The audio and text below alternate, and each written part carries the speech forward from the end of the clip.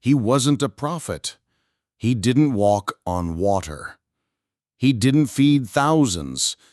And yet, Jesus wept for him. His name was Lazarus.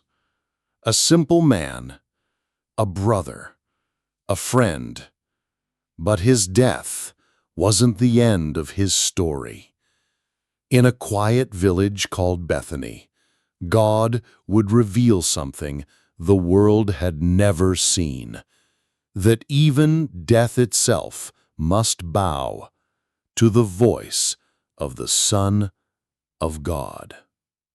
Before we begin this powerful journey, don't forget to subscribe and hit the bell icon. This is more than a story. It's a message of hope, resurrection, and unfailing love. Bethany, a small village on the eastern slope of the Mount of Olives.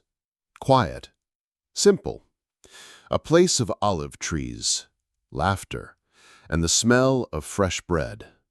In one home lived 3 siblings. Martha, always moving, always preparing. Mary, still, quiet, listening. And Lazarus, their brother, calm, kind, full of quiet strength. He was not famous, not rich, but he was known for being loved. Loved by his sisters, loved by the people of Bethany, and most of all, loved by Jesus. The teacher often stayed in their home, not for food, but for friendship. They welcomed him not as a guest, but as family. Laughter echoed in their courtyard, stories by the fire, prayers at sunset. These were the days that made memories.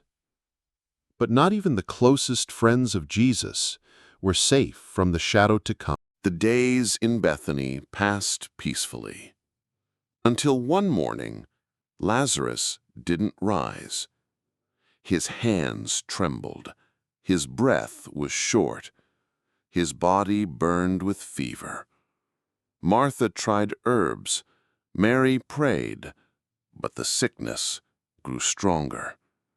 Neighbors gathered in concern. The courtyard, once filled with laughter, now echoed with silence.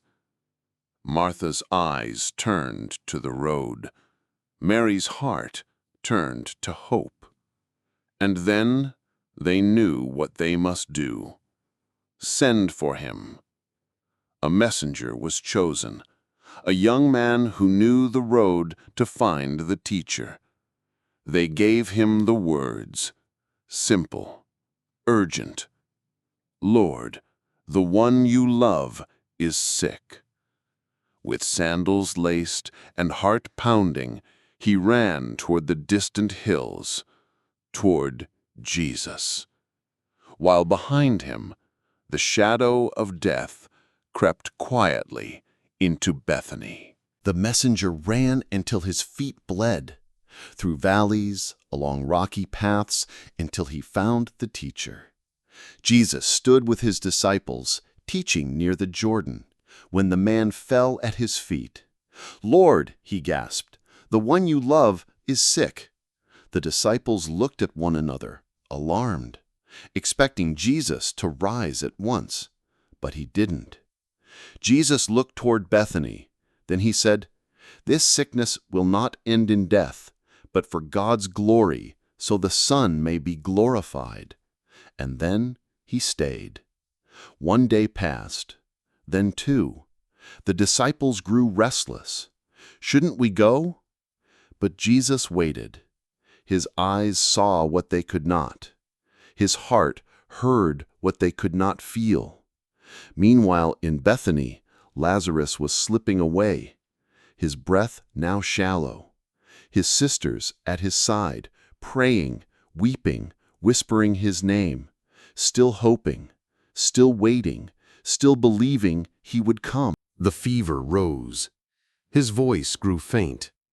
His eyes searched the doorway one last time, but Jesus did not come. And then Lazarus took his final breath. Mary fell to her knees, her cry piercing the air. Martha covered her mouth, holding back the sound of her heart breaking. Their brother was gone. Word spread quickly. The healer's friend had died. The one Jesus loved was buried. Mourners came from the village, some to comfort, some to weep, others to whisper, "Where is the teacher? Why didn't he come?" But for Mary and Martha, there was only sorrow. 4 days passed, 4 long days of silence, 4 days of waiting, in grief. On the 4th day, the road to Bethany stirred.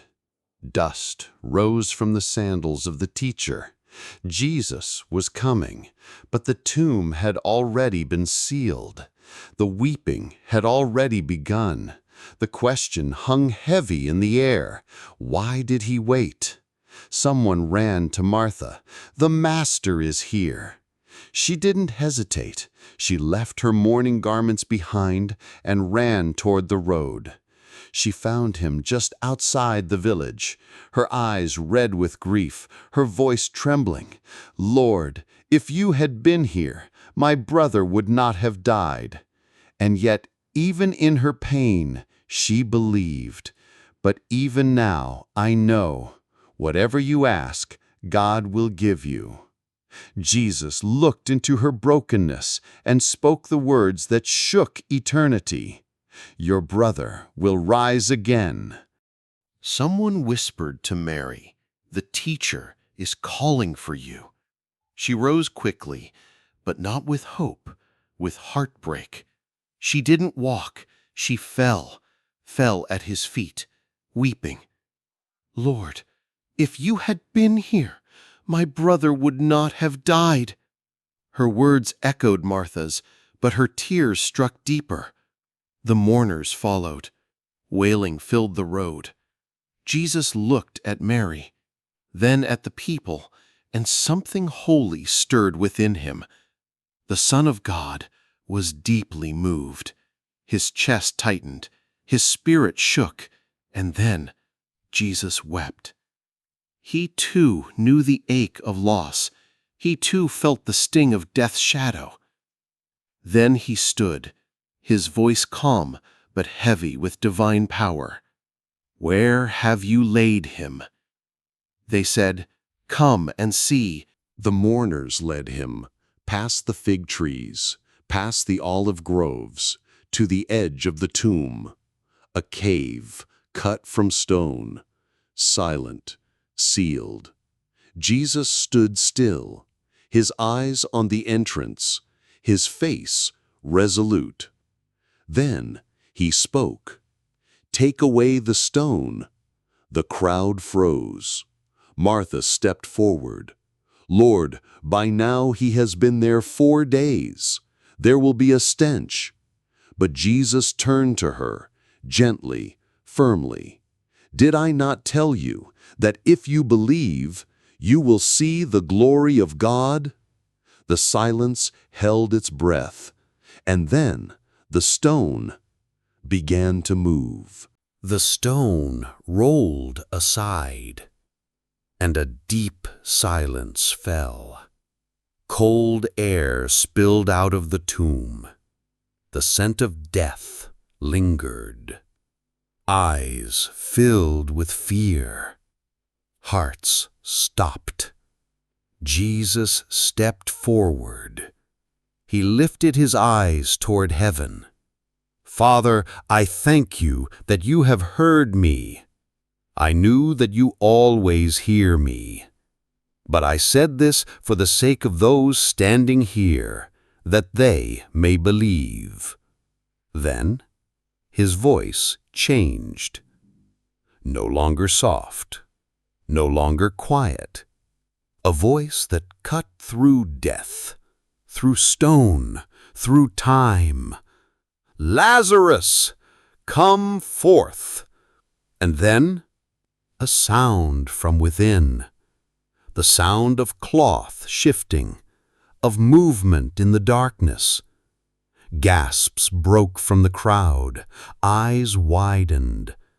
A figure, wrapped in linen, stepped into the light. He was alive. He stood there, wrapped in strips of linen, alive, eyes blinking in the sunlight. Lazarus!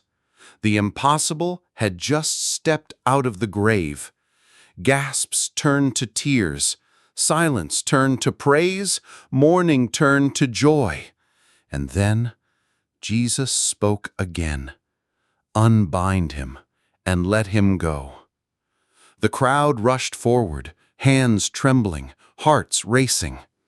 They removed the grave cloths, one by one, until Lazarus stood fully free.